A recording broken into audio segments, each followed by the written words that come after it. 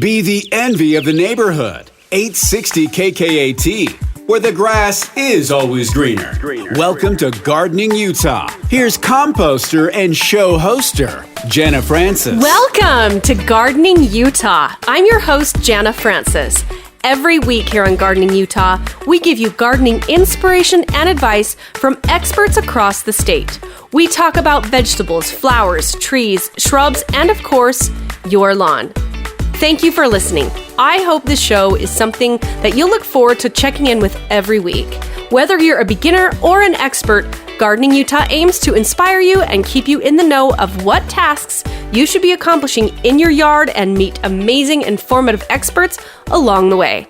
This show airs on the radio on the weekends here in Utah at 10 a.m. on 860 AM KKAT, and episodes drop every weekend on Apple Podcast, Spotify, or wherever you get your podcasts, so hit that subscribe button so you never miss an episode. On today's show, we have Aldine Strychnine, the punk rock farmer. You may have heard his show on KRCL, or you may follow him on Instagram, but we have the most fun conversation about food, the benefits of growing it fresh in your backyard. You can hear our passion come through. We talk about sauce, tomatoes, and peppers. We talk about the farmers markets. I learned of a new one from this show, which was really fascinating, and all kinds of things going on in Utah's Agrihood. And he's going to tell us what that means too.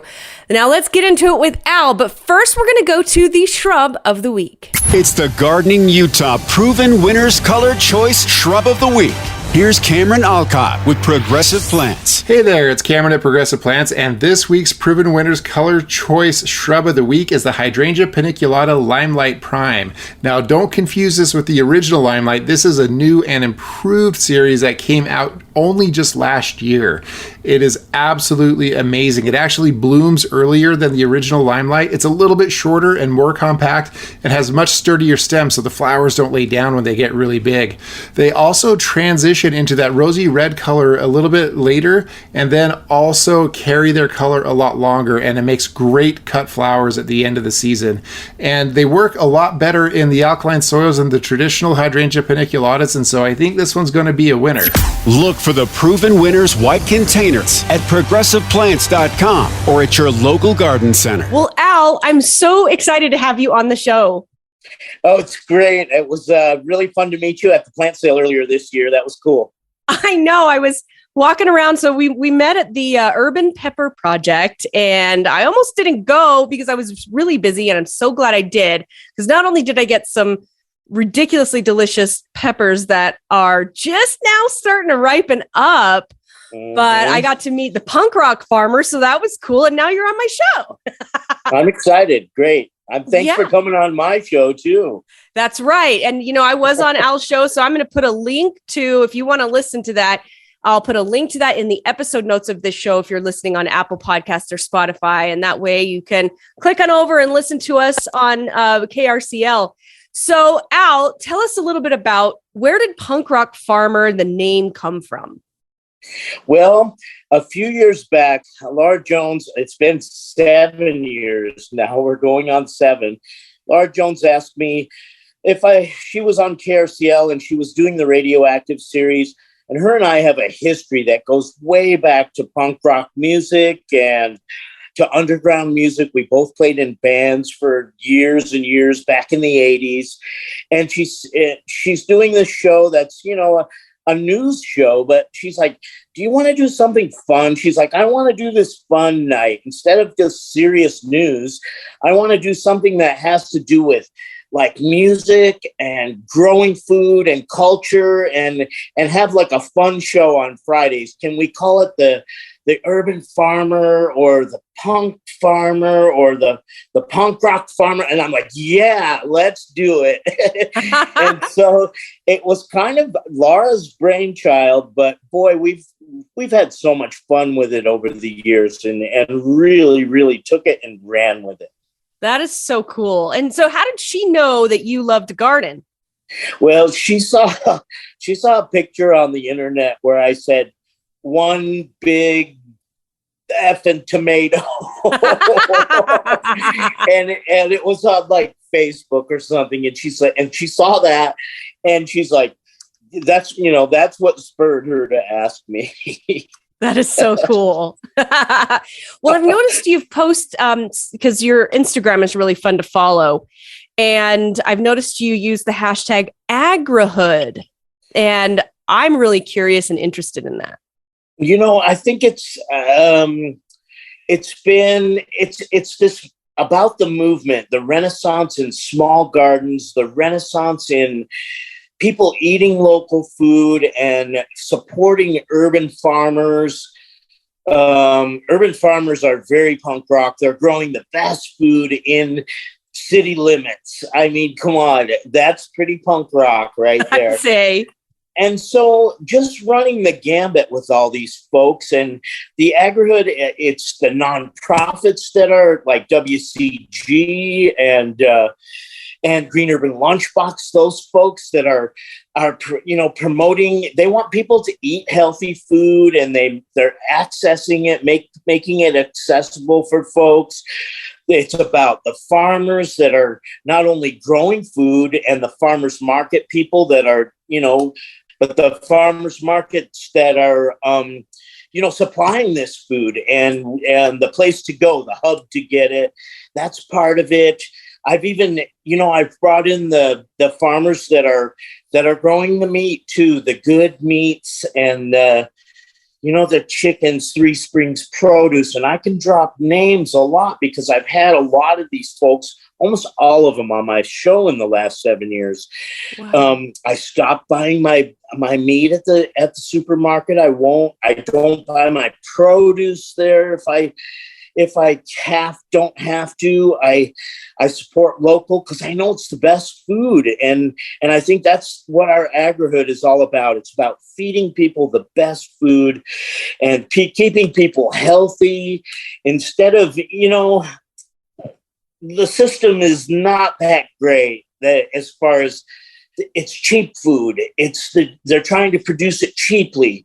But if you spend a few more dollars, you get food that actually nurtures you and actually is so good for you and keeps you healthy instead of keeping you kind of not so healthy, kind of sick. No. This is the good stuff. That's the good stuff. I go and I support most every Saturday, or else I go to the Wheeler Farm one, which is in my neighborhood on Sundays. Yes, and that's my neighborhood market. Okay. And then another one that's in my neighborhood that is quite a bit different is the New Roots, the refugee market, where the refugee farmers from the IRC, the International Rescue Committee, are selling their produce. And they have a couple of plots. There's one over on Redwood Road, and there's also one down in Draper area that's like 13 acres. And the one on Redwood Road is 3 acres. And it's all refugee farmers from Burundi and Central Africa and just every place in Asia, over in Asia and Africa. And goodness, they have so much different things that they eat. They grow the food that's indigenous to their countries. They're growing bitter melon. They're growing amaranth. They're eating a lot of the stuff that people think are, stuff that just grows in a ditch somewhere, but they grow it as food, and it has some of the most nutrient value that you can get. I've been turned on to some really cool things. This is the Sunnyvale Farmers Market, and I've been turned on to so many cool things there. I love lamb's quarter. It's a weed that grows in. It might pop up in your yard, and if you know what it looks like, it's like a little lamb's tongue. And it's like a green and a spinach kind of a thing. Same as amaranth. It's in that same kind of vein. Yeah. But I'm Italian, and I cook that stuff with a little olive oil, salt, a little garlic, and some cracked red pepper. That's it. That's all simple when you have those things because the product you're using is so good to start with. Another funny thing that they eat there is they eat the baby pumpkin. they don't let it get big.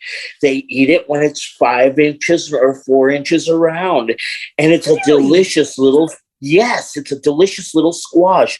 They sell them to eat that way. They don't grow them into pumpkins. And one other thing they eat is the fuzzy shoot that comes up from the runner stalk that has the leaf on the end of it. You peel back the fuzz on it and you chop it up like a green bean, and it's kind of hollow inside, and it's delicious. You do it with tomato, make a little tomato base, and do it in a pan and just fry it up a little bit, saute it that way with some, like I said, garlic and a little cracked red pepper or something. And oh goodness, they call it, it's from Burundi, I think is the country. And they call it Farsikamunta is the name of it. But wow. It's the actual stalk of the plant and not the fruit. Interesting. So interesting. That's an amazing market. I want folks to go to that market just to see the different food, and you can ask them there, and they'll tell you how to prepare it. That's a great one. So where is it located? I've never heard of this, so I'm blown away, and I can't wait to go. It's at Sunnyvale Park, and it's off of 39th South and 7th West. It's about 4,200. You head down 7th West, and then you'll see the park on the left as you go down maybe a quarter mile or so. Okay. And do they have like do they have a website or a Facebook page or anything? Oh yes, of course. Okay. You can search Sunnyvale Farmers Market and it will come up. Okay, so I'll put a link to that for our listeners in the episode notes as well so that they can click over to that. That is so cool. Yeah, very cool. I mean, they have some crazy stuff like bitter melon, and that's like you have to boil it a long time to get the bitter flavor out of it. But boy, they enjoy eating some different stuff that we have no idea of. It's really cool. I love experiencing new things like that. I mean, that's one of the reasons I grow so much in my backyard, and listeners know this. I like to grow rare things that you just can't go and pick up even at some farmers markets. But at the same time, I haven't been introduced to a lot of the things that you just mentioned. So I can't wait to learn even more and go check it out. Have you ever grown sunchokes? Have you grown those? The Jerusalem artichoke? No. Oh, it grows into a very tall stalk with a flower, but it has a tuber in the bottom that kind of looks like ginger, but it's soft and turns into like a mushy, like a potato. And you can actually make like a mashed potato out of it, kind of, but it tastes like artichokes. Oh my. Artichoke flavor with the texture of potato? Sign me up for that. Yes, different for sure. That's another great one that I've just in the last few years I've started growing it, and it's one of those ones where you have to kind of beat it back a little bit. It'll grow. And which I like. I'd rather have something that grows and volunteers and comes back, and I have to beat it back a little bit instead of coaxing it in our climate where we live in this hot sun baking desert. I've experimented more and more with shade cloth, 30% shade cloth, and I had it all over my peppers this year, over the whole top, and they're beautiful. They're tall. They're waist high. Whoa. I've got some very nice fruit this year, and I've had the shade cloth on them, and just in the last week or so, I've started taking it off and letting the sun get to them because they haven't been fried yet. It's they're doing really good. Yeah, and this next week supposedly isn't going to be as miserably hot. Yeah, my tomatoes seem like they even almost stalled, like in growth, which is kind of weird this year. And usually, I mean, we don't get blossoms when the blossoms fall and we don't get fruit when it gets really hot. But this year it seemed like it was so steady and so hot that my plants didn't even grow tall. They're catching up now. They're starting to catch up. And I I picked a few tomatoes this morning, and I was excited about that. And usually they come a little bit sooner. Yeah, you're lucky you picked. I've just picked a couple cherries so far, but nothing large. But I've lost most. I mean, I've lost 15 tomato plants this year to that beet curly top / COVID for tomato virus. Yes, and I've heard that it's run rampant, and I've talked to folks at markets, and I've talked to the growers at markets. One said for their cherries, they lost 50% of their cherry tomatoes. I heard another big farm lost a couple hundred that had hundreds of tomato plants, lost a couple hundred plants to it. This is tomatoes are a hot commodity this year, and they're going to be worth their weight in gold. They really are. I could not agree more. And the sad part about the situation is by the time it really started catching on that, whoa, we're going to have a massive loss of tomatoes this year, it was really too late to start anew. Yeah, for sure. I mean, tomatoes are one of my favorite things. Can we talk a little bit about tomatoes? Let's do it. So, I have 6 or 7 varieties I grow every year. Okay. And my favorite heirloom varieties are Cherokee chocolate. Ooh. And it's like a Cherokee purple, but I like this one especially because it's a little bigger. It's like a baseball size, and it's Cherokee chocolate. And it's one of the darker purpley kind of tomatoes. You know, you see the black crim and those styles. And oh my goodness, it's delicious. It's a salad. It's a slicer. And then Amish Gold slicer, it's actually called slicer, is about the same size, like a baseball, and just the brightest yellow. My favorite yellow tomato for salad, also totally for salads. And then the next 2 of my heirlooms that I always grow at least a few plants of, Aunt Ruby's German Green is a tomato that gets ripe. It's green when it's ripe. Ooh. And it's it turns a little yellowy on the top, the shoulders, but it's a green tomato, and it gets big. It's a little bigger than a baseball. It's more like a softball size. And then the other one is an orange one with red shoulders called Copia. And I love those. They're my favorites. I'll grow them every year. This year I grew some extra plants, and we'll talk about salsa that I make of those two colors, the green and the orange and red one. It makes an orange salsa. But let's go on to my sauce tomatoes. So I have a tomato. It's called Abruzzese, and it's named after a small little town in Italy. Oh. And it is, oh my goodness, it's a pear-shaped, and it has 2 lobes on the bottom and is skinnier at the top, and it has ribs that kind of come down. And it actually has like a bottom shape, like a butt. Uh-huh. And is very sexy. It's a sexiest tomato ever. But this one is for sauce, and it's amazing. It is the best tasting sauce tomato, and it blanches and peels super easily, really beautifully, and very easy. And the story behind this is a few years back, like 2 years back, my friends at Wasatch Community Gardens, they asked me, they said, will you endorse a couple of tomatoes for our plant sale? And then we'll say these are punk rock farmer approved, or, suggested.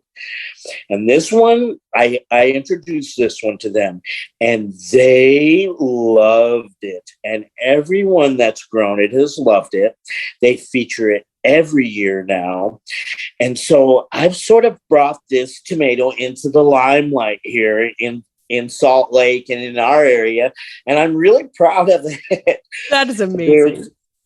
I'm really proud of it. Now, the Green Phoenix Farm, which is affiliated with Wasatch Community Gardens. James Loomis is there, and he propagates seed for a local regional seed bank up in Boise called Snake River Seed Collective. And so he's propagating seed. This farm has become organic certified this year. So all the seeds we get from him are organically certified, and all the plants at the WCG, the Wasatch Community Gardens plant sale, are organic certified plants now. And he has loved this tomato so much also that now he's propagating seed for my tomato here in our region, and it will grow better than it grows in Italy here. The same. So it's naturalized to our climate, which is a big thing. And I think maybe in the next segment we can talk a little bit about the importance of seed and regional seed and growing and saving your own. But this is my favorite tomato as far as sauce goes. And, you know, they say Sunday gravy is what the Italians say. The other one, there's 3 or 4. And every year I do a couple trials. My friend Dale Thurber, he's the purveyor at Delectation of Tomatoes. And he does a lot of trading with folks over in Russia and all over the world. He has a 300,000 seed bank. That's how many seeds, over 300,000 seeds. Whoa. He has over 2,500 varieties of tomatoes alone. Oh, my word. Oh, my word is right. And he, you know, we'll talk about him at the seed exchanges too in the next segment. But he gives me some seeds to try out every year. Try this one out. He loves big ones, and he's gotten into dwarf ones now too. But he has tomatoes from all over the world that are amazing. And for sauce, really cool. The first one that I started growing from him is called Ridorta, and it's a San Marzano. Ridorta is the name of it, and I've heard it called Gigante too, giant. Ooh. So it's huge. It's San Marzanos are pretty small. They're pretty small. This one is 3 or 4 times the size of a San Marzano. Whoa! And it's a sauce tomato of that same variety that it's big.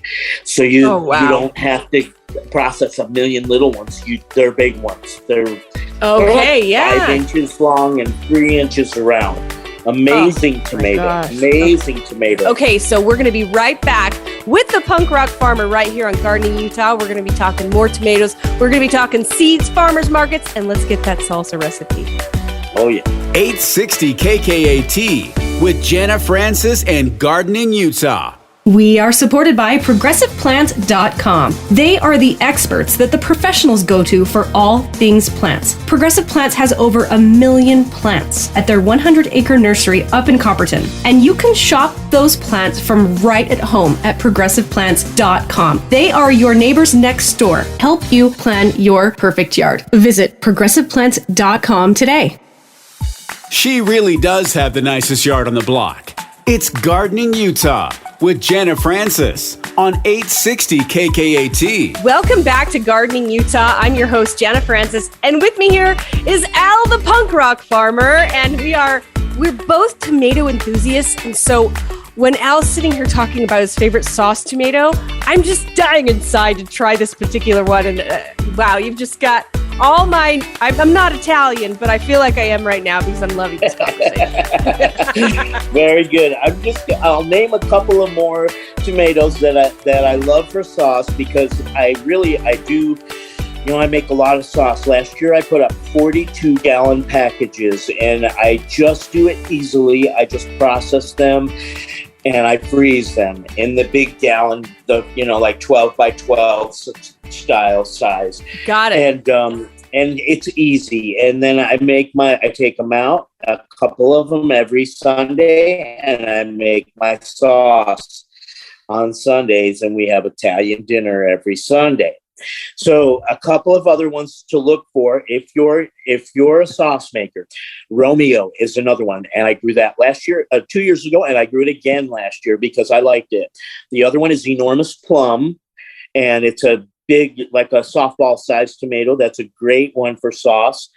And then let's see, the other ones that I have are last year I grew one, and I didn't grow it this year, but my friend Dale, the Delectation of Tomato Guys, said, here, this one is called Gross, Grosse, Grossi. And this is my last name, but my last name ends with an I. It's Grossi. Like Rossi is like Jones in Italian, the Rossis, But mine is Grossi with a G in front of it. And this one is called Grossi. And it was really good too. That's another one to look for. But you'll have to go to Dale at Delectation of Tomatoes to find some of those. He'll know exactly what you're talking about. Okay. So let's talk a little bit about salsa. Yeah, let's do it. Oh, okay. So Aunt Ruby's green. I make a green salsa. And I roast my jalapenos, and I roast my garlic first. And sometimes I'll even roast the tomatoes, and then I'll cook it down. And then I'll immersion blend it so that it gets smooth. So it turns into smooth. I want it smooth. I don't want it chunky. I want it to stick to the chip really nice, coat the chip wonderfully. And so those are my little secrets that I use on that one. I make green salsa, but it's made from Aunt Ruby's green tomatoes. There are no tomatillos in it. Whoa. So this is focusing on the signature flavor of this wonderful ripe green tomato. That's one of the most amazing. Oh, you can slice it and put it on a BLT. It's like nobody's business. Oh. Has a citrusy almost flavor to it. Juicy and sweet. Just some tomatoes are mealy and they don't taste these are up there. This one is way up there as far as searching out tomatoes for taste and just flavor and the quality of how it slices and those kind of things too. It makes a beautiful green salsa. This year I grew extra because I'm trying to make a more industrial batch of salsa this year. Ooh. And so I'm going to try to have some jars with my name on it and at least have a few to give or sell or to make sure get out there into people so people can taste the fruits of the wares for sure. Wow. My other salsa is orange, and it's based around orange tomato with the same kind of flavor. And that's the Amish gold, right? I use some of those in it, but it's mostly the copia. And it's the orange one with the red shoulders. Okay. And then I'll actually use some different peppers in this one too. In my green, I use jalapenos. In this one last year, I used some habanero in this one last year. Not a ton, but enough for that wonderful flavor. Yeah. And so my other one is if I have enough of the Amish golds, I'll make a yellow, and my salsas will be green, yellow, and orange. And this year, we can talk a little bit about peppers too, but we'll talk about ají peppers. And this year I grew extra of those. They come from South America. And I grew some chili de árboles to flavor my salsa this year. So I have a hot pepper and this South American pepper that has a wonderful flavor, but it's not that hot. So I'm going to use both of those together to flavor my orange salsa. I'm excited this year. I really am. And I get excited every year for sure, but tomatoes are, they're top shelf in my book. I don't understand how a few people, and not very many, don't like tomatoes. I don't know what I would do. It's because they buy them in the store and they're traveled on a truck and picked a week early and not ripe, and then they put them in a bag with ether or something to make them turn red. Oh goodness, those aren't tomatoes, people. Mm-mm. That's why you don't like tomatoes. Go grow some in your backyard and go pick them. Oh goodness, I'm a total advocate of everything backyard gardening. Oh my goodness, you can't beat it. You can't. If you love food, grow it in your backyard. Yes. Yeah. What else are you growing in your backyard this year besides tomatoes and peppers? So I have a good amount of squash, and I've been eating a bunch of squash right now. I have some cucumbers. I have some really nice. I've already harvested potatoes, and that was one of my first crops that came through. And then in the spring, I always have, before anyone, in April or late April, I'm getting arugula and I'm getting lettuce because I plant early under a hoop house. I have some beets I planted a couple of weeks ago, about a month ago, and they're coming up nicely. I plant a fall garden also. I have some turnips in it that are coming up already, planted about 3 weeks ago. The lettuces that I planted, it was still a little hot and they didn't like it. So I'm going to reseed those. I have some bok choy and things that are just coming up now that I planted for my fall garden. Eggplants, I started harvesting some, and those I planted early, like my tomatoes, and I'm harvesting eggplants now. I harvested some beautiful ones that a Florida bush variety that I got the seeds from James Loomis at the Wasatch Community Gardens, and they're naturalized for our climate, and they've been grown here for 5 or 6 years. So they love growing here in our hot, dry climate. Yeah. Wow. Talk a little bit about the importance of naturalizing seed. I mean, you've taught me a lot about all the different seeds you have, and it never really occurred to me necessarily that harvesting the seeds from your local area makes them. We'll talk about that. Tell us about it. So the big thing is naturalization and diversity also. I mean, there's so many monocrop tomatoes, early girl or this, or, the ones beefsteak, the one, the other really main reason about growing your own seed and saving your own seed is because when you buy seeds from a company somewhere, they may have been propagated in Maine, or they may have been propagated in the South where it's hot and humid. So they may not be the best seeds to grow where we live here in the furnace our summer turns into. Yeah. And so this is a big thing. It's a big thing. This is why it is so important to buy from a regional seed bank if you can. There's some around here in the Rocky Mountains. The one I mentioned, Snake River Seed Co-op, is in Boise, and some of the seeds are actually propagated here in our city for that company. But the most amazing thing you can do is you can go to the Ogden Seed Exchange. And so the Ogden Seed Exchange is 12 years was their last year was their 12-year anniversary. Wow. In the last 6 or 7 years, they have wanted people to only bring naturalized seeds, their seed from their backyard. So everything that gets traded there is from your neighbor's backyard, someone who lives in the next town over's backyard.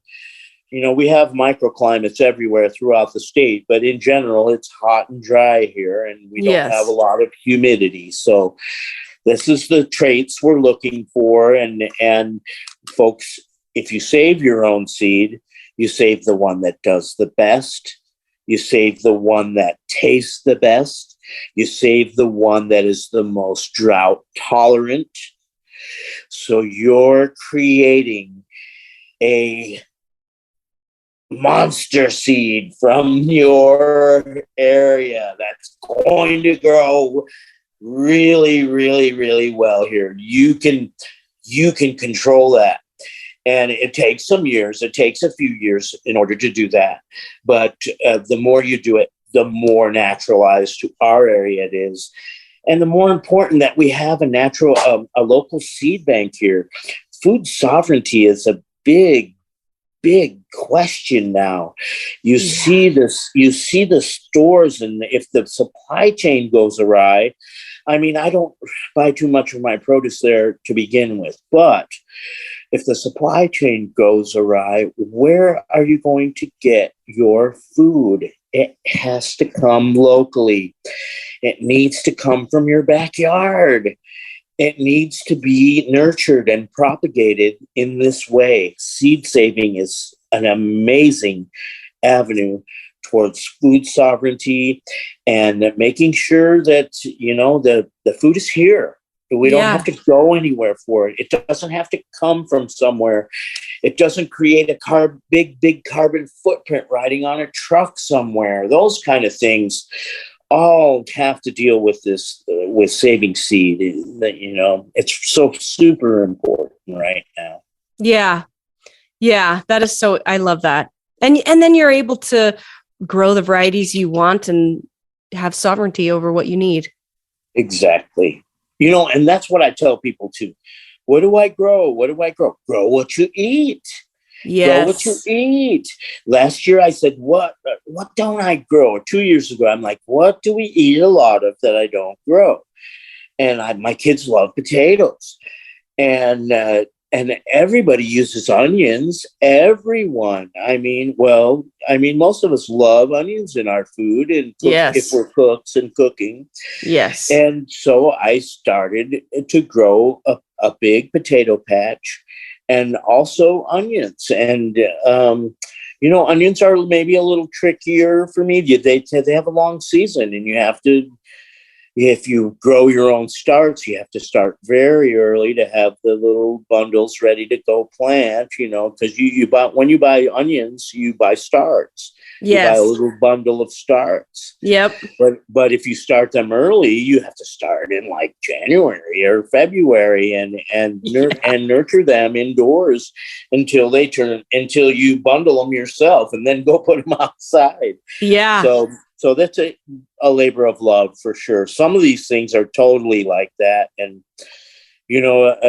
I've branched out quite a few different ways, but one of the things that I do all the time is I I grow my own seed indoors. I start my plants indoors. 90% of my garden, my eggplants, my peppers, my tomatoes are all started by me indoors under lights. Yeah. Same here. I start everything from seed with a few exceptions. I do save a few things that I pick up at Lambert Growers, and I do quite a few varieties at Wasatch Community Gardens of different. I love those guys. I love both, but I love Lambert Growers.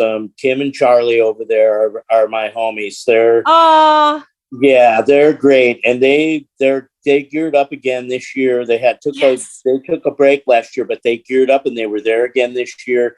And their plants were beautiful as always. They were, and they have thousands. I don't know how folks grow thousands of plants like that. It's astonishing for me to go in those greenhouses and see a sea of green coming up. It's amazing. And did you know they're doing fall seeds this year? I didn't. Yeah, they're doing a fall garden. So they're doing, they've started kale and all the fall things, and they're going to open up in September for all your fall crops. Kind of cool, huh? Now you told me something that I didn't know. I'm amazed and I'm very happy. Thank you. Yeah, I love it. Well, and I feel like it's so important to support local nurseries, because the last thing we want is our environment to be dictated by box stores. Right. Yes, dear. And it's our local nurseries that really have that knowledge, that understand local, right? Yes, exactly. The same thing I was talking about. They know the climate. They know what grows well here. they can select for the best seed, that kind of thing. They have it. They have the knowledge. Yeah. Yep. Absolutely. Sure. Okay, so we've got 5 minutes left on this episode, and I want to talk a little bit about the farmers markets, because I know you're really, really in on the Agrihood, and you know a lot about these farmers and a lot about these the food and the companies. And tell me a little bit about what is it you're looking for when you go to Wheeler Farm, which, by the way, I love Wheeler Farm's Farmers Market, or any of these others. So when I go, I look for the produce vendors, obviously, and I want what's fresh. And I walk through, and my mind starts wandering on what can I make.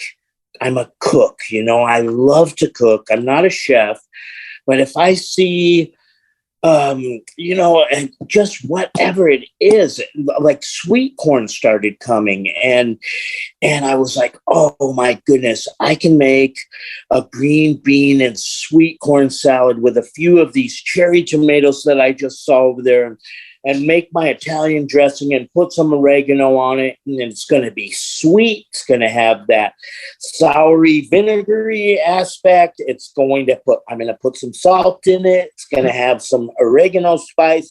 It's going to go off just because it's all fresh and came from someone's garden right here in Salt Lake City.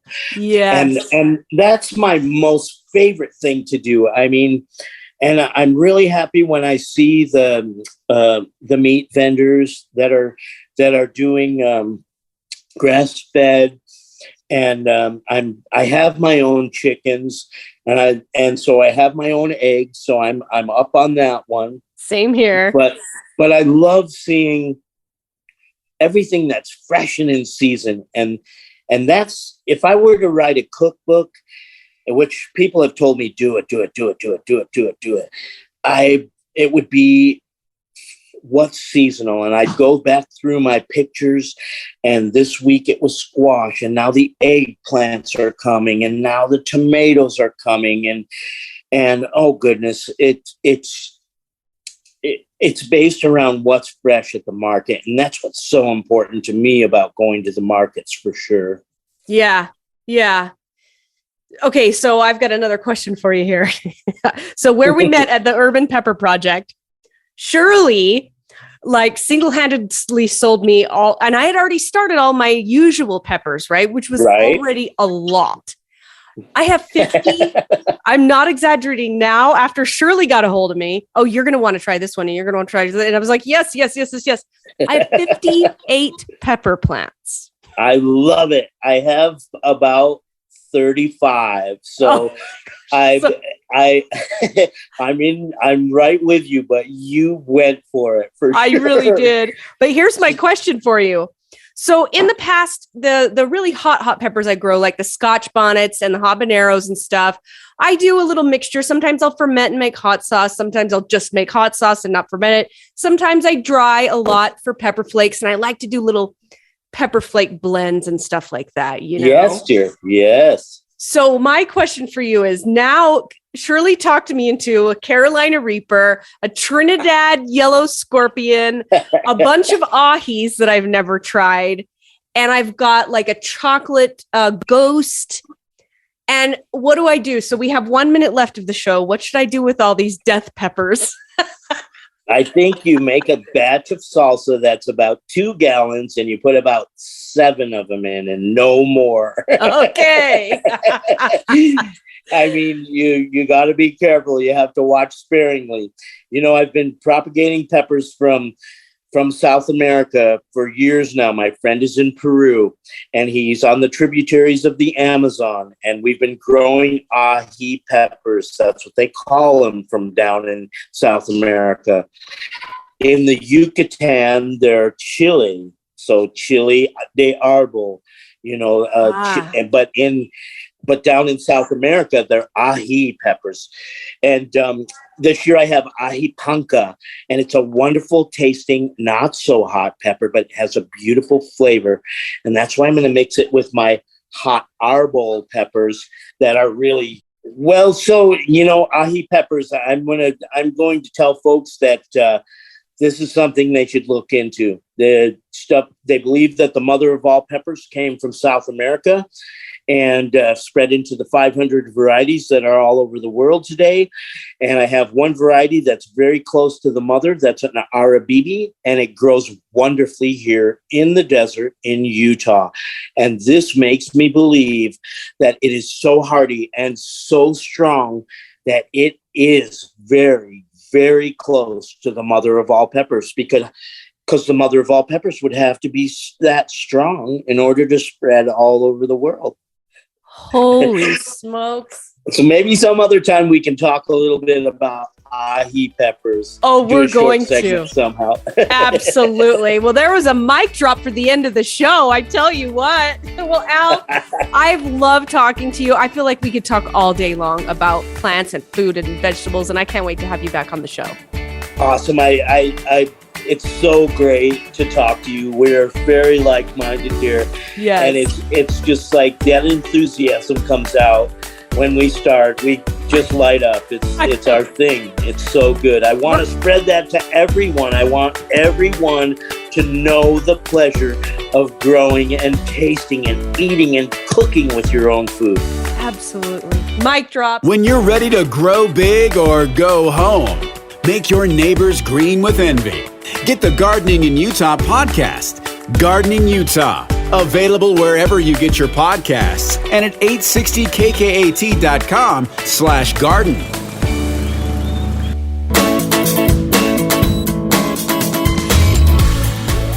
Download the mobile app and make it easy to shop on the go. Now it's your turn. Discover new selections and unbeatable prices. Shop Steals.com and start saving today. Steals.com, Steals.com.